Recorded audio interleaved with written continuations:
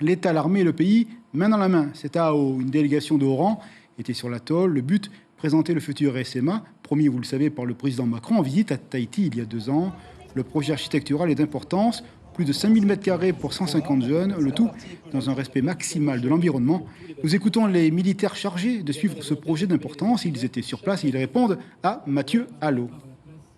Le projet tel qu'on le conçoit aujourd'hui, on doit faire appel au maximum, en fonction des compétences que l'on va trouver, au maximum à l'emploi local, de telle sorte que les gens puissent y trouver un intérêt, que ça puisse participer au développement de l'île et que ça apporte un petit peu d'économie aussi dans cet environnement qui nous accueille. Donc il est tout à fait souhaitable que ça puisse profiter à ceux qui sont en mesure de travailler sur ce projet d'envergure. L'ordre que j'ai reçu, c'est on m'a dit il faut faire des bâtiments qui sont autonomes, autosuffisants.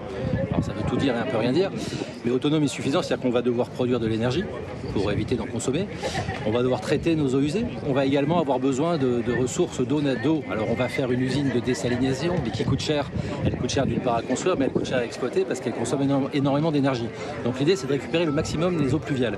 Donc l'ensemble des bâtiments, donc tous les bâtiments, auront des cuves qui vont permettre de récupérer toutes les eaux de toiture. Donc on a des systèmes de toiture à 4 pentes, avec des chenaux qui sont en partie basse, qui sont regroupés à des gouttières et qui vont elles-mêmes dans des cuves.